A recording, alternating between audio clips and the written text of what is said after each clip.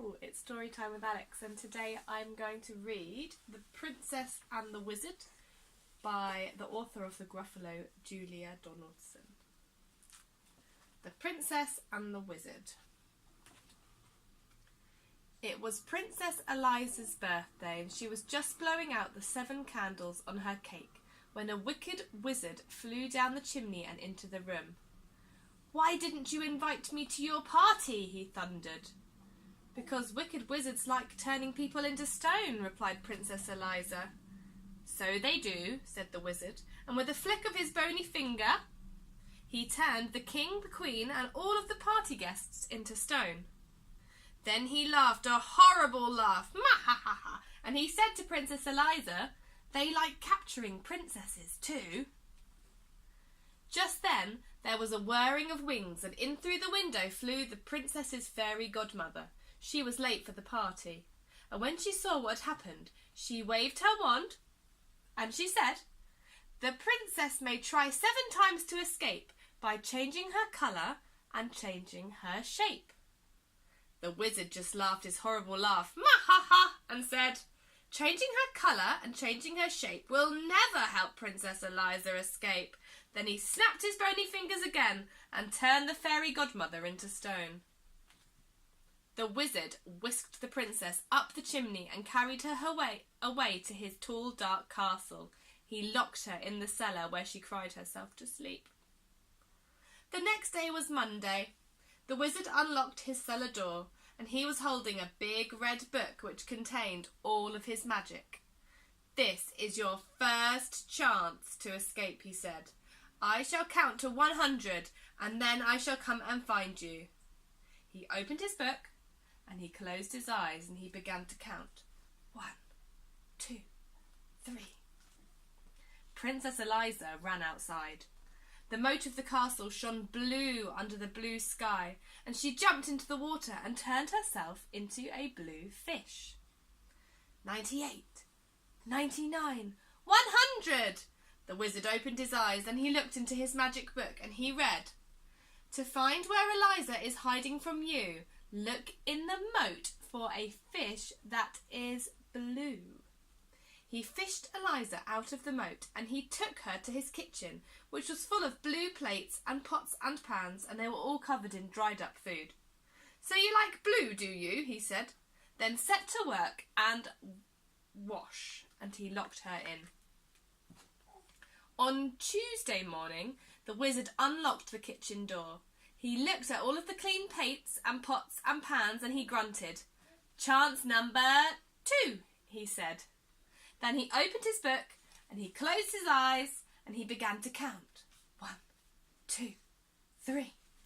Princess Eliza ran into the farmyard, and she turned herself into a yellow chick and hid in some straw. But the wizard read in his book, "The straw in the farmyard is yellow and thick. Princess Eliza is disguised as a chick." He scooped Eliza up, and he took her to a cupboard which was full of yellow socks. They all had holes in them, made by his pointy toenails. "So you like yellow, do you?" he said. "Then set to work and darn," and he locked her in. On Wednesday, the wizard unlocked the cupboard door. He looked at the darned socks, and he grunted, "Chance number 3. And he opened his book, he closed his eyes, and he began to count. 1, 2, 3. Princess Eliza ran into the meadow. She changed herself into a green grasshopper and hid among the grassy blades. But the wizard read in his book, "The grasshopper princess is easily seen chirping away in the meadow so green." He caught Eliza in a net, and he took her to his green bathroom. The bath, the basin, walls and floor were all covered in the wizard's slimy toothpaste. "So you like green, do you?" he said. "Then set to work and wipe," and he locked her in. 3 more days went by, and each day the princess tried to escape. On Thursday she turned herself into an orange fox, and she hid in a pile of orange leaves.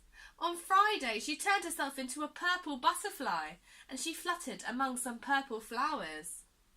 On Saturday, she turned herself into a black cat and lurked in a black tunnel. But each time the wizard found her, and he gave her yet more work to do.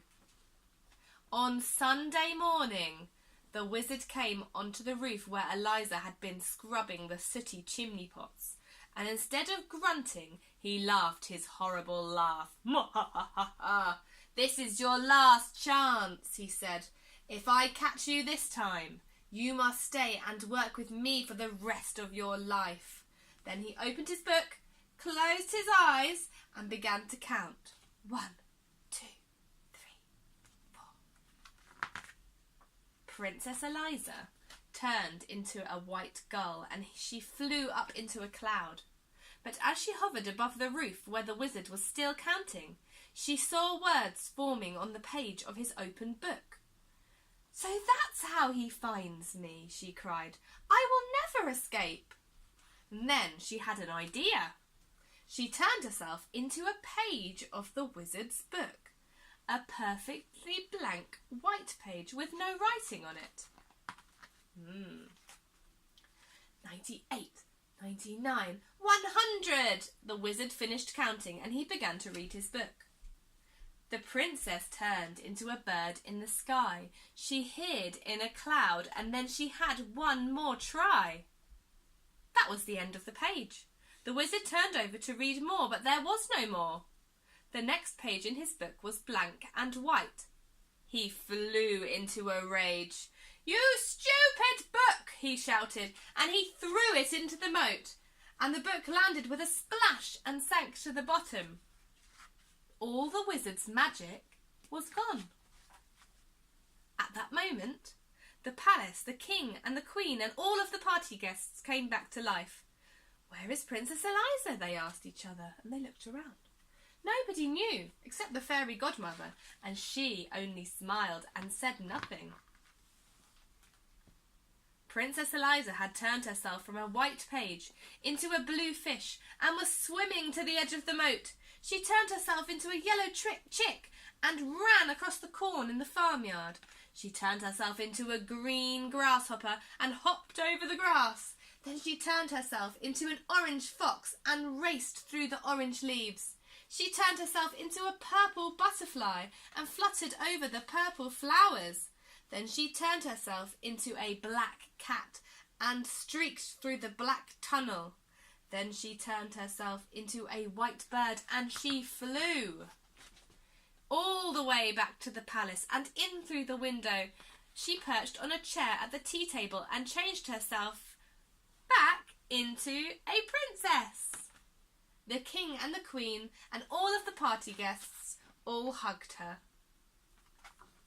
Then Princess Eliza cut her birthday cake, and everyone had a slice.